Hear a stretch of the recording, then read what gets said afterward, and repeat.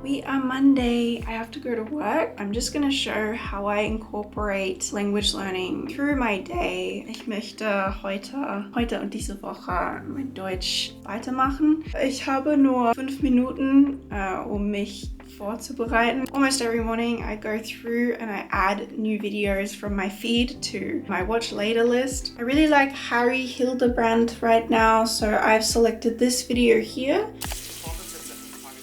Something I like to do during my day is to put on a YouTube video just in the background while I'm doing something else, although I did realize that this video was probably a bit too difficult because I couldn't really concentrate on getting ready and the video at the same time.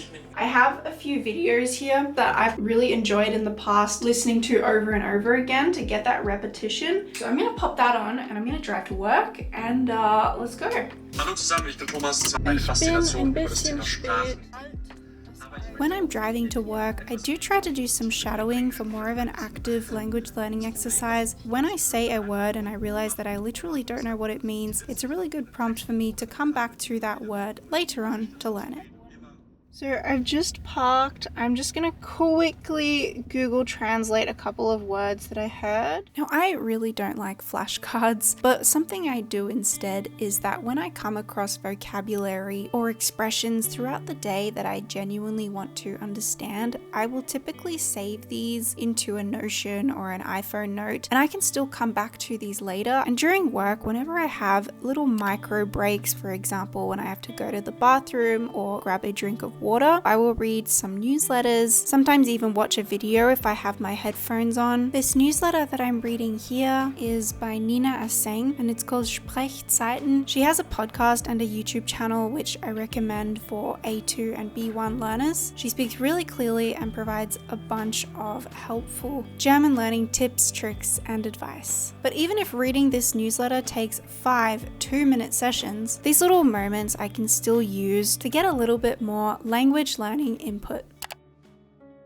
On my lunch break, I've also been taking the time to listen to a friend's voice messages. This is kind of like the content that I've selected to really try to drill in on and understand. I've been kind of going through it and replaying it when I don't understand something, listening again, kind of repeat it until I can understand every single thing. I did want to reinforce that this isn't actually about cramming as much German into my day as I possibly can. Some days I don't do any German on my breaks at all, but what does help me to fit more German into my day is not that I'm trying to squeeze it in as much as possible, but it's that I pick content, music, podcasts, YouTube videos, activities that are first of all suitable for my level, so they're not too overwhelming, but more importantly that it's actual content that I find interesting and fun. So sometimes when I am stressed, listening to this content will actually help me feel better. For me, this is key about learning a language so that it doesn't feel like it's just a second job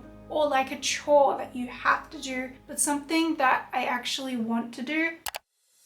So now the end of the workday is finished and I am heading back home. So for my drive home, again, I will pick a video to listen to on the drive, but I will prioritize finding something fun and enjoyable to listen to just because I'm tired. I am also very often only passively listening to this in the background. I'm just prioritizing kind of getting lost in the German and actually enjoying it rather than picking out any new sort of words. And on the drive home, I am often drowning in and out of actually focusing on the video. Now I'm home. Back home. I am starving hungry, so I'm going to make some pancakes. Something I am going to do is just copy new words that I've heard today, and I'm just going to paste that into ChatGPT. Also, hallo, ich möchte mit dir ein bisschen reden und auch ich habe heute neue Wörter gelernt. Also, ich habe diese Wörter in den Chat pasted. Sehr gerne. Ich helfe dir auf jeden Fall mit deinem Deutsch. Die Wörter, die du aufgelistet hast, sind super nützlich. Wir können sie gerne in Beispielsätzen üben oder sie in einem kleinen Gespräch verwenden. Ich mag deine Idee, Beispielsätze. When I'm cooking, I very often will dip in and out of being focused on whatever I'm listening to. So when I can chat with ChatGPT, if I miss something, I can just be like, hey, what was that again? Or repeat it. With this, I can just chat and kind of go into low power mode and talk as much or as little as I want to. Ein weiteres Wort, das wir nehmen können, wäre lenken. Du könntest zum Beispiel sagen, ich versuche meine Gedanken in eine positive Richtung zu lenken. Ein weiteres Beispiel wäre, in einem Gespräch versuche ich, das Thema sanft in eine produktive Richtung zu lenken. Oder auch, ich lenke meine Energie. Was? Nochmal langsamer. Natürlich, sehr gerne. Also, ein Beispiel wäre, in einem Gespräch versuche ich, das Thema sanft in eine produktive Richtung zu lenken. Oder ich lenke meine Energie auf positive Ziele. Ah, okay, interessant, weil das Wort sanft ist auch neu für mich. Kannst du bitte ein andere Beispielsätze mir geben, weil ich habe das Wort vergessen. Ein anderes Beispiel wäre, sie sprach mit einer sanften Stimme. Du kannst einfach sagen, ich überwinde meine Angst, neue Leute zu treffen. By the end, I was starting to realize I kept saying Beispiel as if it was die Beispiel, but it's das Beispiel. ChatGPT would say something and would say ein schönes Beispiel. Also, yeah, so I realized after hearing it so many times, it's das. So even though I don't get corrected every single time, it doesn't really matter because just by practicing, I make these kind of connections. Ist verwandeln ein bisschen wie durcheinander? Verwandeln und durcheinander sind tatsächlich unterschiedlich. Verwandeln bedeutet, etwas in eine andere Form oder einen anderen Zustand zu bringen, also etwas umgestalten.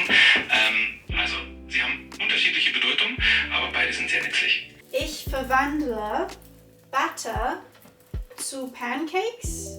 Das ist ein richtig schönes Beispiel. Also, der Teig verwandelt sich in Pancakes und das klingt richtig gut. Already I feel so much better about my progress in German. I genuinely have learned something. I haven't just been passively kind of inputting German, which I do some days, but this on top of the passive stuff that I was doing earlier, it's a really good routine, I feel like. Anyway, I'm gonna go eat my pancakes now. I worked on my YouTube for the afternoon and the evening and didn't do any sort of structured language learning whatsoever. However, late at night after finished, I did sit down on the couch with my husband and we watched Cassandra, which is a German Netflix show, just with the English subtitles so that he can understand. Sometimes we'll watch an English show and put on the German subtitles just so I can catch the odd word here and there. But this is a nice way to just wind down and relax for the day. So this was just one day in my life learning German, but the days do vary obviously depending how tired I am or whatever activities I'm in the mood for. So if you are curious to learn about even more German resources and all the ones that I highly recommend, go and check out this video here next.